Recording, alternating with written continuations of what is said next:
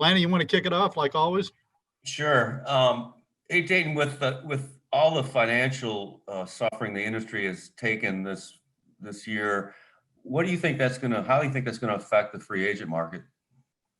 Flanny, I mean, that's the question that we've all been asking ourselves. And truthfully, I mean, we're just really focused on evaluating the players the best we can.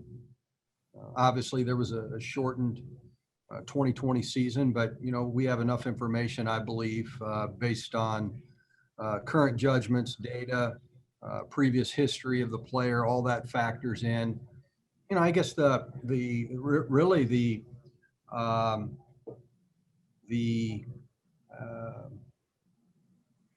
issue in doubt really is overall health in a lot of cases with players. I mean, that's somewhat the mystery because, a lot of guys weren't stretched out on the pitching front, and then you're expected them to, participate over 162 games in 2021, which we fully expect. So, but, the financial part of it is always an issue with this game in this market. The economics of the game are challenging at times, but right now, truly, we're just focused on how to supplement our roster, improve our roster, and to win more games in 2021.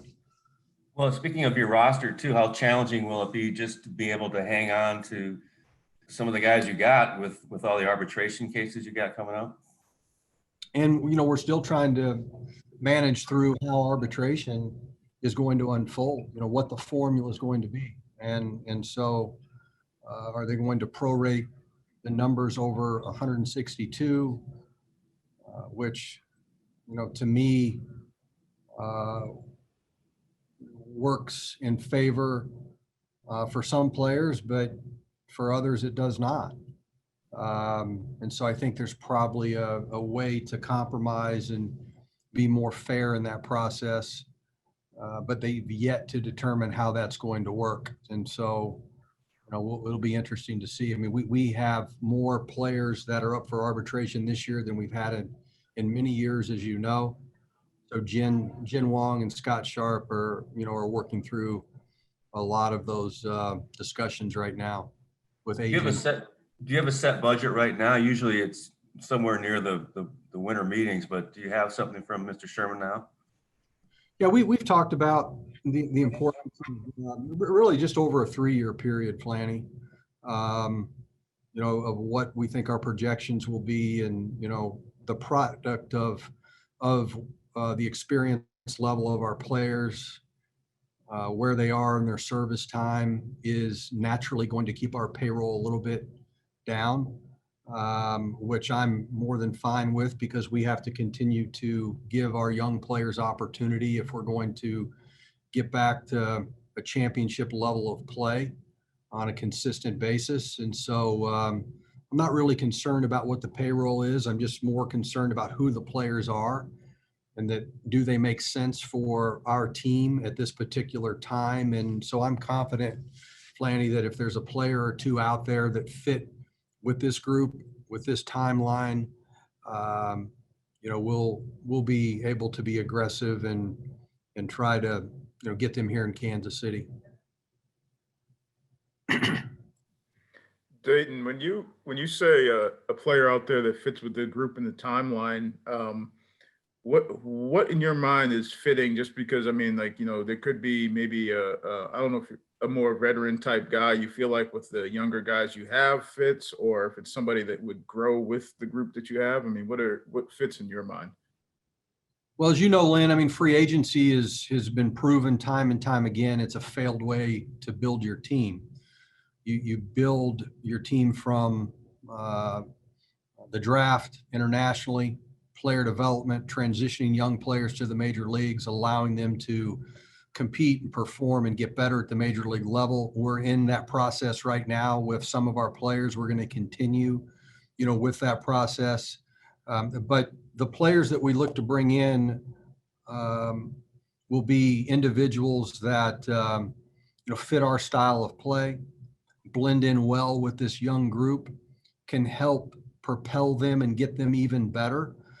You know, one of the things we used to talk a lot about in 2012 was if we need Salvador Perez, or we desire Salvador Perez and Mike Moustakas and Eric Hosmer and even Alex Gordon and Billy Butler to a certain degree, if we want them to develop into the championship caliber players that we all expect, we better look to acquire some veterans with winning experience, model success on the field, off the field. We better add them to this roster, to this group of young players, and so they have those great examples in front of them that are going to motivate and propel them and take them in places where they're going to ultimately need to go to win. And so that's kind of the mindset right now as we navigate through free agents and trades. I mean, the trade market, truthfully, from the discussions we've had, is there's not as much discussion on that right now, and I think it's because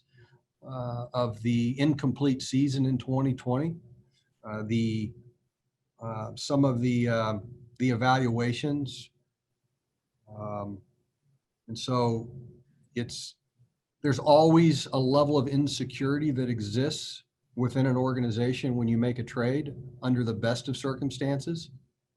And so I think some of that is more magnified because of the shortened season. Does that same shortened season and the evaluation process you alluded to earlier and just now again, does it make it more likely that your first look is some of your own free agents just because you have more familiarity, you have a better feel for the health and the issues that you raised? I think so. I mean, the important thing with any evaluation, Lynn, as you well know, and everybody on this call, is you have to do a very thorough and complete evaluation of your own players. You have to be able to get that right first and have that foundation and that sense of security as you branch out and explore opportunities via trade or free agency to blend in with your current talent. And so, I'm proud of the work that we were able to do this fall. Mr. Sherman was very supportive of allowing us to, really use a lot of resources to have a group here at Kauffman Stadium for about a month, and then another, 90 to 100 players in Arizona. And so I feel like we've accomplished as much as we possibly could during these circumstances. And I think we're going to be in a much better spot going forward. I know from a morale standpoint, our organization it's really high. It's at one of the highest levels that it's been since I've been here. I mean, obviously when you win a championship, I mean, there's nothing that replaces that. But other than that, there's never been a point in time in the history of my time here in Kansas City where the morale has been as high because of the way we were able to come alongside of our players, support our staff, through the great support of ownership, and allow us just to lead and do what we think is best for baseball players and for our game in this community. And so our players recognize that, our staff recognizes that. And so, we're in a good spot going forward. Along those lines, as far as the support and the morale organizationally, I mean, I know there's been, it's been said that you guys were adding to your scouting department. Was that some veteran type guys? Is that the impetus for that because of just the need to do more self-evaluation? Was the impetus for that just getting a better look where there's been a year where you haven't had a lot of looks at other organizations? What was sort of the thought behind that? And can you speak to who you guys were adding? Well, I can't mention, it has been reported, and I would say for this call, we're looking to execute some things around the first of the year. There's not a whole lot I can say about who we've hired at this point in time because truthfully, they're not under contract. And because of just some of the things that we've dealt with economically with front office staff, scouts, development people, salary reductions, et cetera, it doesn't, we don't feel it's right to add people at this point in time. However, as we get more flexibility after the first of the year, based on, some changing economics, if you will, I think we're going to be in a position to bring in some other people, add to our chemistry. And Lynn, I think it's important to always bring in some veteran people, some different eyes to evaluate your system, evaluate your processes. I hope we're unbiased with our evaluations internally, but we're human beings. We've got to guard against that.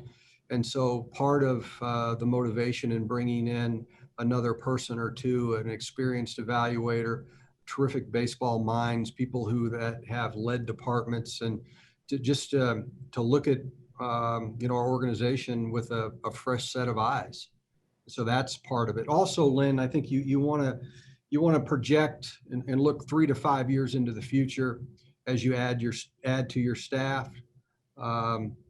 Just keep new ideas coming, change things around. I mean, we did that a little over a year ago with JJ. He'd been in one role for many, many years, although he's very versatile and capable of doing a lot of things.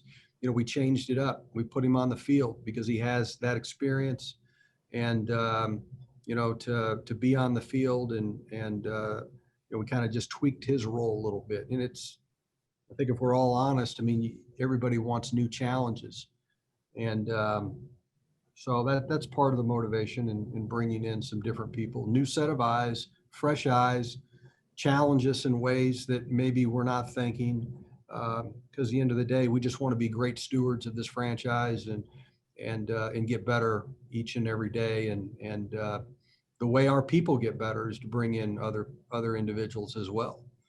Learn from them. I mean, when you get a chance to interact with somebody different in the industry, you learn something too. Hey, Dayton, would it be fair to say, and this has nothing to do with openers or anything like that, but 2021 will likely see more different starting pitchers than really any year that you've been around?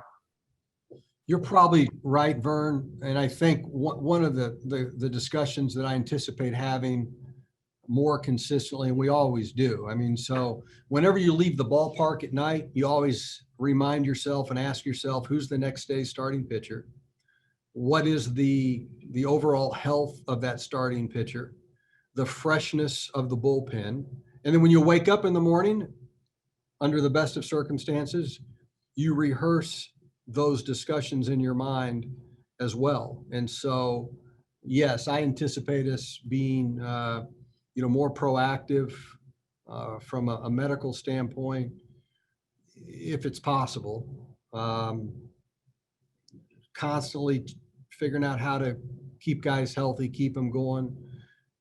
Communication is so important. Engaging our performance science at a deeper level as they manage workloads and exertion rates, looking at the data, but also let's not overthink it as well. These guys are genetically gifted. They're professional athletes. Baseball players adapt very well, mentally, physically. They're competitors. Let's not put limitations on them. But yes, we need to make sure we have the proper oversight and to make sure we keep them healthy over 162 and not only 162, but for this year, but for next year and the following year. It all adds up. But there's no excuse for not being on top of it. We have plenty of people, but at the end of the day, I don't want to overthink it either, Vern. I mean, let's trust the pitcher. Let's trust the player. They'll tell us based on how they're performing, what their work level's like. It's going to require a lot of collaboration, a lot of transparent conversations, and we'll manage through it. Dayton, where do you evaluate? You'd mentioned where you feel and getting fresh eyes on the minor leagues or just people evaluating your system. It's hard from an outsider's perspective even to not look at the minor league system and feel great about your pitching in general, whether it be starting or relief work. Where are you as far as hitters go? How comfortable are you that you have the bats you're going to want to move up over the next few years to kind of complete any issues you might have had in the lineups before? Well, I mean, it's a great question, Cody. When back in 2010, when Baseball America and a lot of publications came out and said we had the best farm system in baseball. Some say it perhaps was the very best farm system in the history of baseball. And you look at who those players were, a lot of them never became stars in the major leagues. In fact, some of them didn't get over a year of service in the major leagues. And so, as you know, and we all know from following this game for many, many years, there's no sure thing in baseball. There's no guarantee. And so you never have enough pitching. You never have as much talent as you think. The beauty of our game is there's going to be a player or two that we're talking about this time next year that wasn't on the radar, anybody's radar, that we overlooked. Baseball didn't recognize. We misevaluated. I mean, all those things happen in our game on a continuous basis. And that's what makes baseball such a wonderful debate and discussion amongst each and every one of us. And so I think we have some high end bats. Khalil Lee, he's got a chance he's going to get on base. He's going to hit with power. He's extremely competitive, almost to a fault. Kyle Isabel has as much feel to hit as any young hitter that we've had. In fact, it's not fair that people are comparing Kyle Isabel to Alex Gordon, but I understand why they do, because of his work ethic and his consistent demeanor, and he hits from the left side, and he's a very good defender. Obviously, Bobby Witt Jr. is as talented as a position player that I've been a part of. In a lot of ways, he's special. But, and by the way, I mean, we expect him to begin the season in the minor leagues. I mean, that's a great question to ask. I ask that question to our staff constantly. I've evaluated it with my own eyes. I've had discussions with Bobby Witt Jr. about that very thing, getting his input as well. And, we all feel we're never going to put limitations on players. I say that all the time. Our expectations are high, but it makes no sense to come out and say that he's going to be a part of our major league club and when he has not played a full season in the minor leagues. And so we need to start him in the minor leagues. Where, at what level, that's yet to be determined. But I like our position players. You can only play 9 at a time. And do we want more depth with the position players? Of course we do. Every organization does. But we'll just continue to build and continue to draft well, sign well, develop well, so we have the best farm system in all of baseball. That's what we strive for. I think when I talked to JJ last about Bobby Witt Jr., whether he starts in the majors or not, I think his description was the timeline had been moved up on him, as in like he already felt like organizationally he was ahead of where you thought. Is that the way you feel about it? You never know what to expect when a player puts on that professional uniform for the first time. But I've been watching Bobby Witt, since he was 15 years old. I've seen him play a lot of baseball since he was 15. And this kid was always the best player on the field by a full grade. And so he's always been very advanced. And then you dig a little deeper and you trace it back to who he is as a person. And you realize how balanced he is, how even-keeled he is. And so it really supports the tools and the ability and the performance. And it's a great predictor of what he's going to be able to do long-term. And so you don't hesitate, Cody, about challenging him and maybe being aggressive with moving him, because mentally, he's so strong and he has such a nice way about him and an even-keeled attitude and just kind of an innocence that, he just loves to play. And so he's not going to probably lay at bed at night, tossing and turning because of some of the failures he's experiencing in the game. He knows that that's just part of it. You get to show up the next day, play the game you love to play. And so he understands that. He's been raised around the game, as we all know. But you know what? Alberto Mondesi has been raised around the game as well. And, Mondi's, experienced a lot of ups and downs as well. And so just because you've been raised in the game and grown up in the game doesn't mean that you're ready for the major leagues sooner than everybody else. I think what it does allow you to have some comfort with as an evaluator, as a general manager, is that they understand the rhythm of the game. And so probably around the Christmas table and probably around Thanksgiving dinner and every holiday and family reunion, they talk baseball.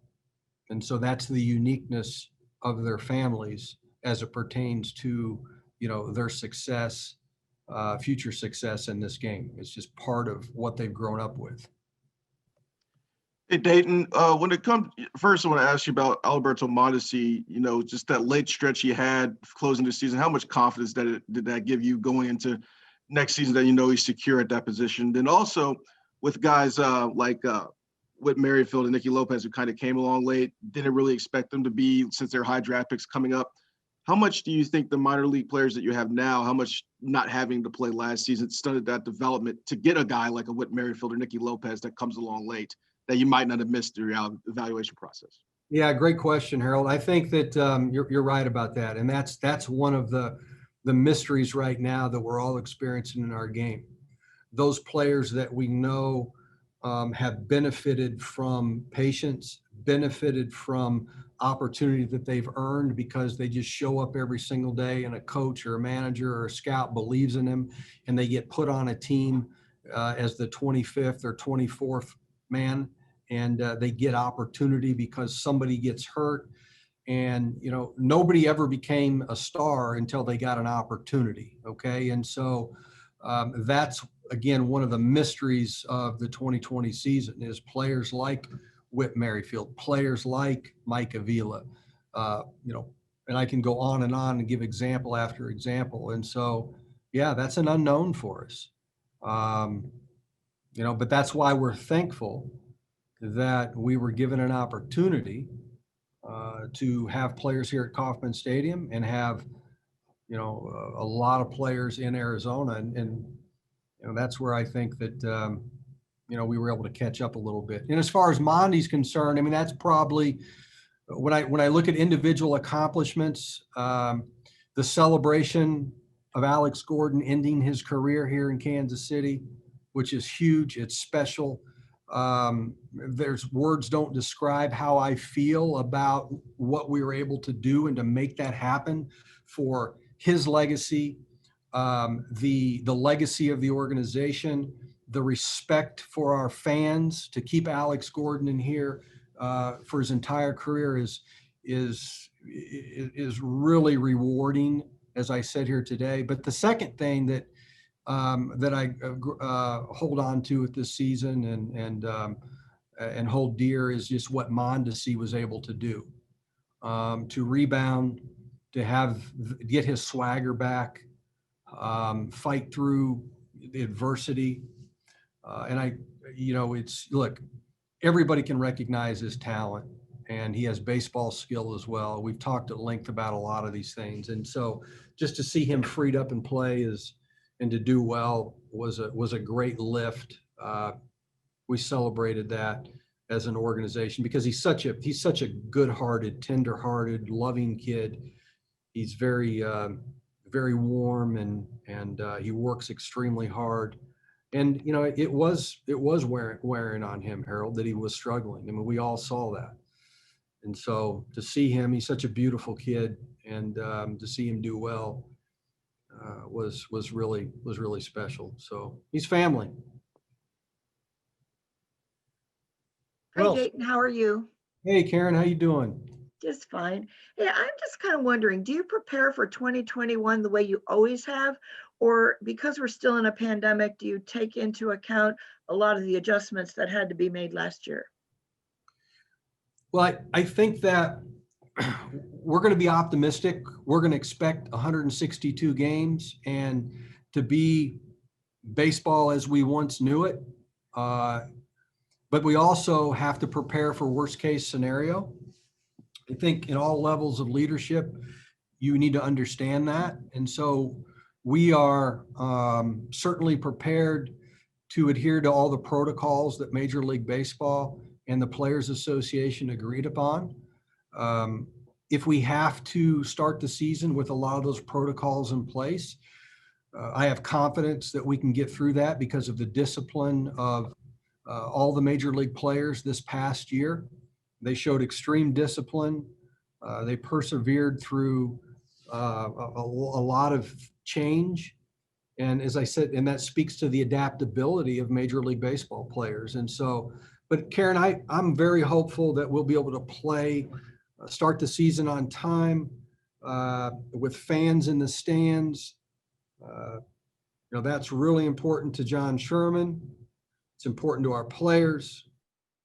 It's so important to our fans, to see each and every one of you at the ballpark. I mean, that's what we miss more than anything, right? Just the relationships and just being able to share this game and go through a baseball season together, the ups and downs, the dealing with, the successes, the drama, the relationships. I mean, that's what we all miss. And so we're very hopeful and optimistic that we'll be able to once again, go about this in our accustomed routine. Through every adversity, there's always something positive you can take. Is there anything out of 2021 that you would like to see, whether it's the expanded rosters or just some of the other things, some of the new rules or whatever, like the, extra inning rules?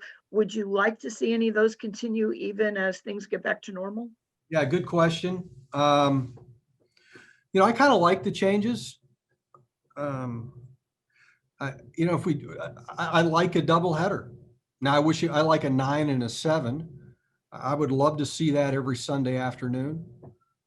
That's not my decision, right? But I think our fans in this community would embrace that. They could show up in the second or third inning of game one and watch 6 or 7 innings and then 30 minutes in between and, have some lunch or, at the ballpark and then get ready to watch 7 more innings of baseball. I think that would be a great uniter, in this community in baseball. And so I like doubleheaders. The DH is probably something that, we've lived with that obviously since we've been here. I can see both sides to that, but I think players would probably like that opportunity and in the spirit of working together, that might make sense for the game. I like the extra inning rule. Some people don't. Some people have been surprised to hear me say that because they know I'm more of a traditionalist with a lot of this stuff. But I like that. Play maybe the 10th inning. Then after that, start a runner on second with no outs. I kind of like that, and I think the fans probably do as well. But whatever the rules are, Karen, we'll just go out and play baseball. And as a kid, I'm sure like you and many on this call, I used to root for extra innings. And I hope they, play baseball all night. Didn't bother me one bit. But, I understand that, there may be some important changes that we need to make for, the overall good of the game. Dayton, you mentioned JJ on the field, and I know last year made decisions with Zumi and Paul Gibson. I wondered from like that player development standpoint with the pitching and hitting side, how have you, a year into those changes, how do you assess what they've done? Unbelievable. And, I was talking to JJ at length yesterday, and we were talking about Alex Zumwalt, the great work that he's done. His commitment level is off the charts. Talking about Paul Gibson and Mitch Stetter, and the work that they've been doing as well. And Gibby has the trust of all of our pitchers, and as Alex has with all of our hitters, just because they know they're extremely committed, they care deeply, they're great communicators, they're excellent listeners, and that's why they're great communicators, is because they listen first. And so we couldn't be more pleased. And, Alec, really, we're just getting started with that. It hasn't been too long since we put those guys in charge of those departments. And so we're still growing, we're still learning. But the important thing is we have a wave of pitchers and position players and staff members that are growing together, learning from one another. Iron sharpens iron. And, we're at a very strong point, I believe, from a leadership standpoint, with this group. Then having Mitch Meyer in the front office. Mitch is a star. He's going to become a greater star in this game. He's got perspective from a major league player. He's got perspective from major league coach. And now he's getting front office experience. He's extremely smart. People like him for obvious reasons. He's a good family man. And he's kind of overseeing, a lot of the things that we're doing, from a base running, bunting, outfield play from this office in a more intentional way, because as we all know, and we all recognize, a lot of our success is predicated on being able to perform better than everybody else in those areas. Running bases, going first to third, make sure we score from second on every base hit. Outfield play, taking away runs, preventing runs, executing well in the interior cuts and relays. All those things are so important. You saw the playoffs, you saw a game lost because of the inability to execute an interior cut and relay and some of those things. And that's, to me, that's why we won in the playoffs. The reason we won in the playoffs is because we didn't lose games. We didn't make a lot of mistakes. Now, certainly we make mistakes and we weren't perfect, but we made routine plays. We made great plays. We hit cutoff men. We are aggressive on the bases. We were fearless. We just didn't make a lot of mistakes. And that's how you win 8 in a row. And that's how you go on some of these runs. So anyway, we got a lot of work to do. I say all that in humility, but it just reiterates how important the fundamentals are in this game. Just there's certain fundamentals that you just got to focus. You got to be relentless on them every single day.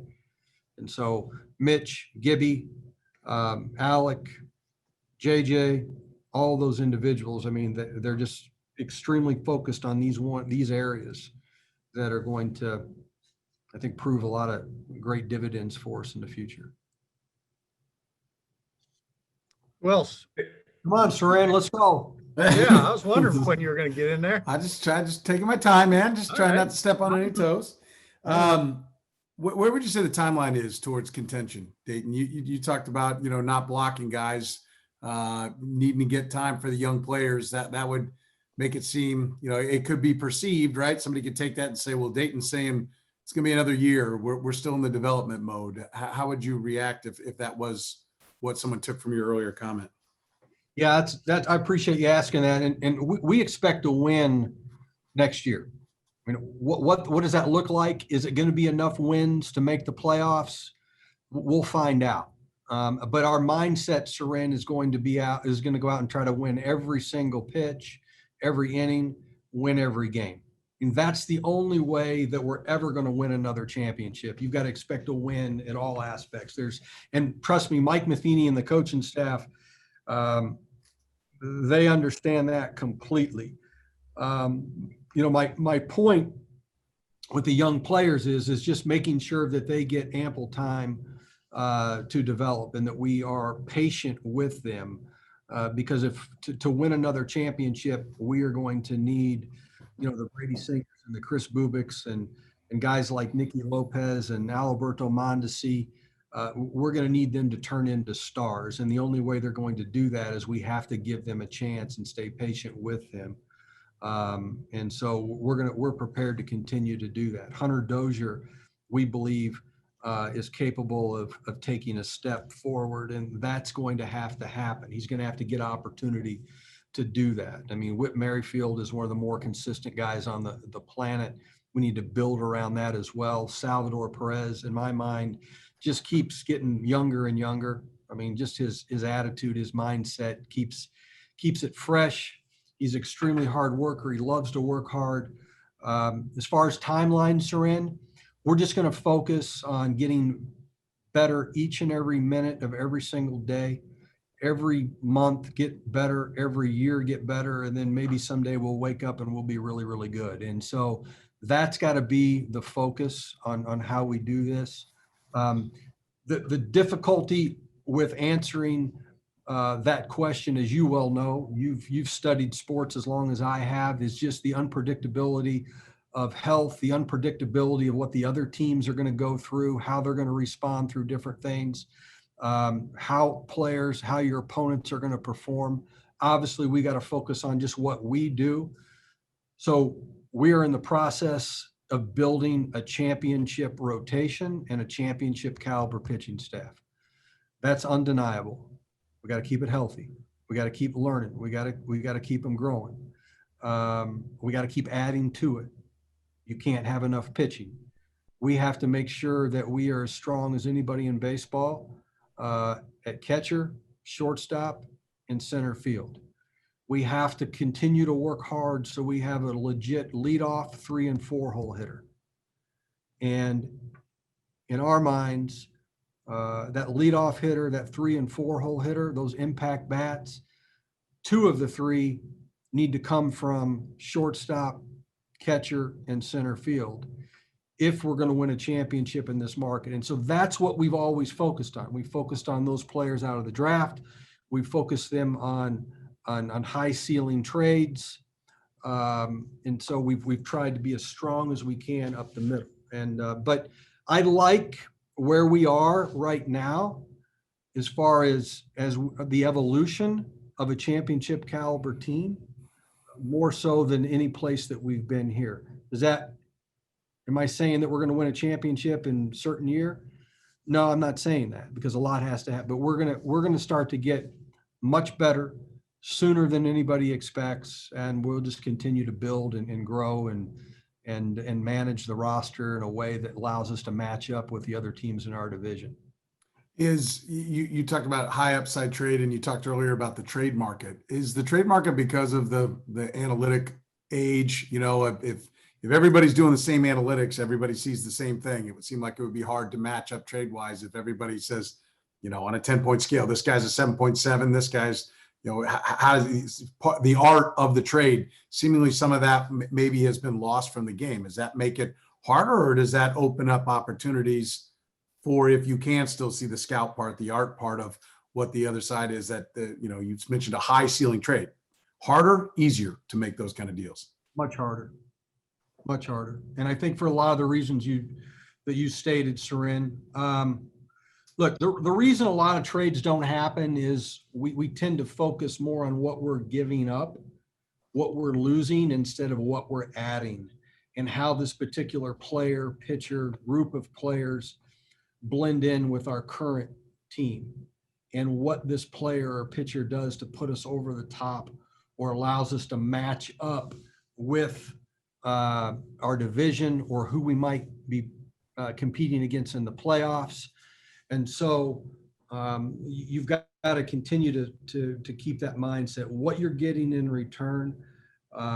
If the industry perceives that we're overpaying for a player or two or a pitcher or two, I'm okay with that.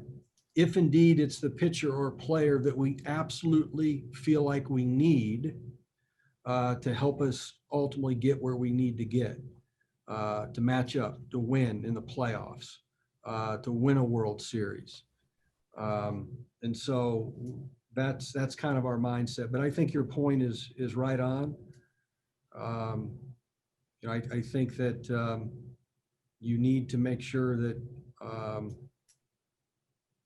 you know, there is a lot of people probably, you know, thinking alike. You know, Bill Fisher, who you all know, Bill Fisher used to say, if everybody's thinking alike, nobody's thinking. And so we encourage diversity of thought constantly, you know, in this organization, and you know, hopefully the industry as well. Another one, just to kind of dig a little bit deeper on something you said. You talked about, I think when Flanny asked you about a budget, you know, he's talking about like a 3-year window or a 3-year plan budget. Kind of that's what you were talking about. You can hear that. Listen, you spend reportedly over $1 billion as an ownership group, and then baseball has a terrible, like everyone else has to deal with a pandemic and takes finance back. Is that to say it's a 3-year recovery process from that? And if I know you're not normally a club that's super active in free agency, but you made a splash, Gilmesh being one of the big ones to try to jumpstart things. Does that mean that maybe we're looking at a 3-year window where Royals fans need to have reasonable expectations about what ownership can actually put out there and just flat out writing checks? I think that, Soren, first of all, I think that John Sherman, our ownership group, I've never heard John say one time, talk about how much money we're losing. I've never heard him complain one bit of what we can't do. He's very focused on doing everything we can to improve our team in a very prudent and smart and thoughtful way. And so that's how we're moving forward. I don't anticipate us having regression with regard to what we can't do, especially when we feel like our team is performing at a level where we can win. Okay. And so you're never going to probably win the pennant in July, or excuse me, you're not going to win the pennant at the winter meetings in January, adding to free agencies. You're constantly going to be making moves along the way, as you certainly well know, to improve your team, to get over the hump. And so that's what I believe we'll continue to do. We're gonna make moves this offseason, and we're gonna be better. We're gonna be a better baseball team once we enter spring training. When we report to Surprise Arizona in February, we're gonna have a more talented roster then than we do now. When we leave spring training, I anticipate us to have an improved roster. And then as we get through the first quarter of the season, we'll evaluate what we need, and then we will continue to improve this roster. I do not foresee economics being a major deterrent if it is an opportunity to really improve our baseball team significantly. Now, there's a lot of evaluations that go into that, as you well know. There is an analytical evaluation. There's a medical evaluation. There is a scouting, a traditional baseball man's evaluation. There is a character evaluation that goes into that, and there's a financial evaluation. All those evaluations are a part of our decision process. And but right now, I don't look at us. I don't go to bed and wake up thinking, boy, we can't do this because of economics. But I look at the landscape of talent available to us, and we're trying to be as aggressive as we can, but we also want to make sure that look, and I was raised in this game, I don't want to ever overpay for players. Sometimes you got to extend out there a year and a half, like we did with Infante. We gave Infante an extra year to get him. We gave Gilmesh an extra year to get him. I understand sometimes you've got to do that. And I suspect if we have to do that again at some point in time, we'll be able to do that. But it all goes back to the evaluation of the player and what the player adds to your team. How do you want to really overpay significantly if it's just going to be 1 to 2 or 3 wins over 162? I mean, we all want to get the best bang we can for our buck. We all want to make good financial decisions. That's part of operating as a winner, is making good financial decisions. And, we want to win at everything that we do. Thank you. Hey, Dayton, I got a 2-part question for you. One, with Tampa Bay getting to the World Series, how much of an impact the way they go about their business do they have on the industry? Well, I think they do a great job. Number one, they got a terrific manager in Kevin Cash. I've admired him for a long time. I think they hired a young guy who is the hardest worker, prepares better than anybody can expect to prepare. Great relationships with players. He gets the most out of his players. That's why he's manager of the year. I believe we have that exact same person in Mike Matheny. A lot of those character traits as well. They do an excellent job of developing and maintaining pitching. They're very transactional. They're more transactional than we are. That's just, if I've been criticized for that many times, that we stay with players a little too long. Sometimes it works out great. Sometimes it doesn't. We're one of the least transactional organizations in baseball. Some people would say the model for a small market team is you need to be more transactional. I believe that our fan base is different than some of the other small markets. I believe they love following a player's career. They enjoy the ups and downs and going through life with that player, their struggles. Therefore, when they do finally have their successes, they celebrate it a little more in depth. It's a little more meaningful to them. I don't speak for everybody. I get it. But I think as we go forward, Greg, I have to be more open-minded to being more transactional. I mean, I have to self-evaluate. It's easy for me to self-evaluate, trust me, but I believe one of our strengths is staying with players and believing in players, and encouraging them, and don't stop believing in them. And just when they're ready to quit, we come alongside of them and we breathe more life into them. But if you have young players in your system that are pushing and they're ready, it's a little easier to move on from somebody at the major league level. And so, it's kind of a product of having a very good farm system. Look, and there's as Soren said, there's teams they hold on to players more. They stay on with their prospects. Baseball's experiencing a level of contraction right now. I think the major league player today is extremely talented. But the supply and demand's a little different today than it was 10 years ago as well. So I think in the end, to win a world championship, you get a group of players together, you raise them to win together, you allow them to develop trust in one another, trust with the coaching staff, trust with the front office, a love affair with the fans. You create that perfect environment, if there is such a thing, and that's how you ultimately win a world championship. Like, we never win here unless it's a complete buy-in from everybody and an expectation from the fans, the environment the fans create. And so the fans are going to buy in, they're going to support these players unconditionally if they've kind of lived through their ups and downs as well. And so that's just what we believe in this market with our fans. We pull for each other, we believe in each other. But yeah, of course, I mean, we admire what Tampa's done, admire what the Dodgers have done. Look, it's not easy. If you're the Los Angeles Dodgers and you're expected to win every single game, when you lose, it's a failure. And when you don't win the World Series, I mean, I lived through that at some level, and it's hard to. And I wouldn't be surprised if the Dodgers got on an even greater run now.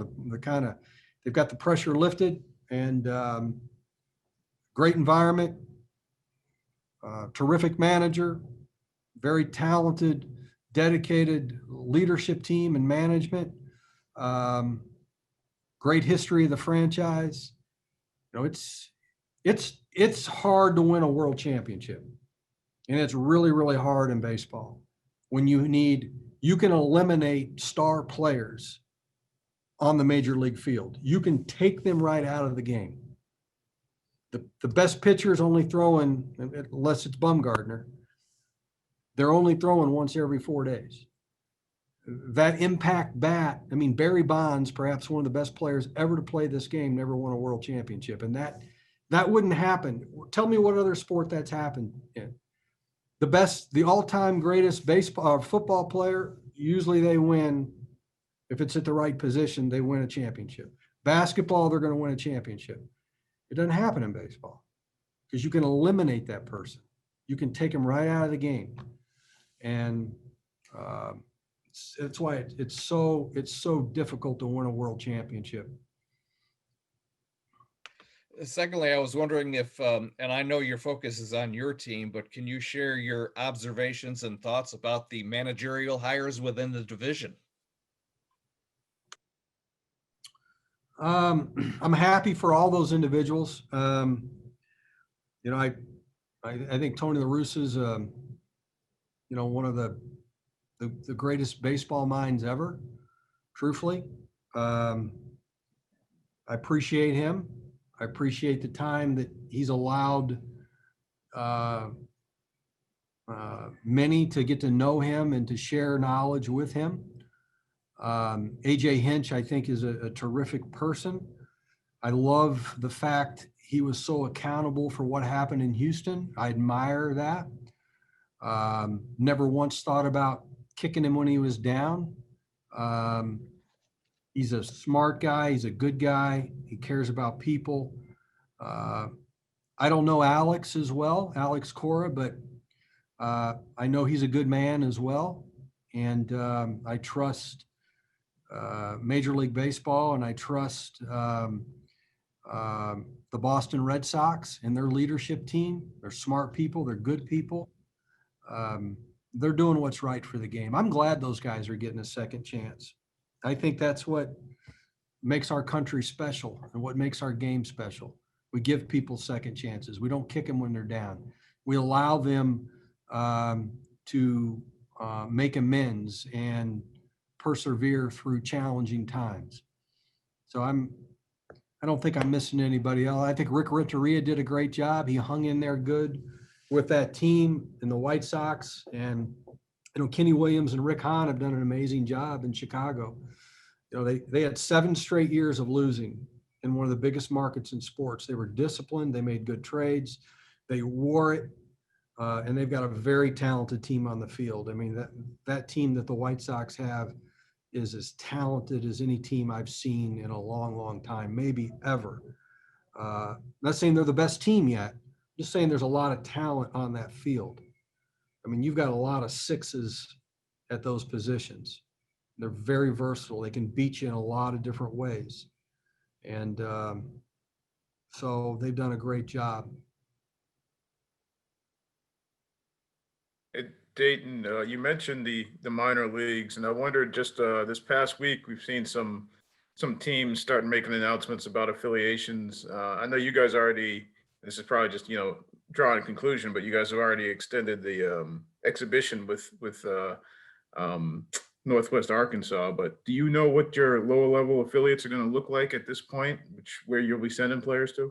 You know, we have a decent idea, Lynn, but we're not 100% sure. And your Major League Baseball has asked us to just kind of keep that close to the vest right now, especially the lower levels have not been completely determined.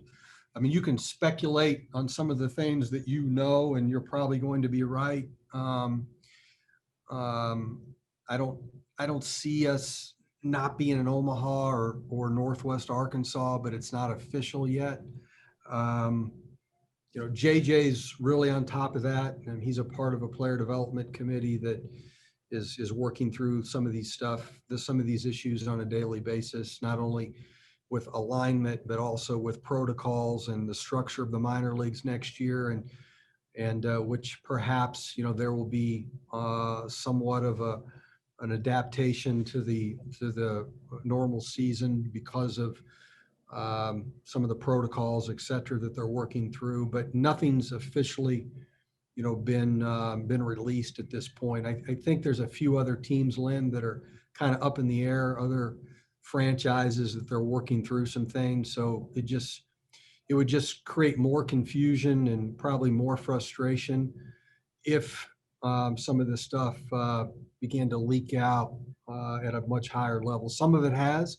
I get it. Some other organizations have already made announcements, and that's premature at this point based on what I've been told.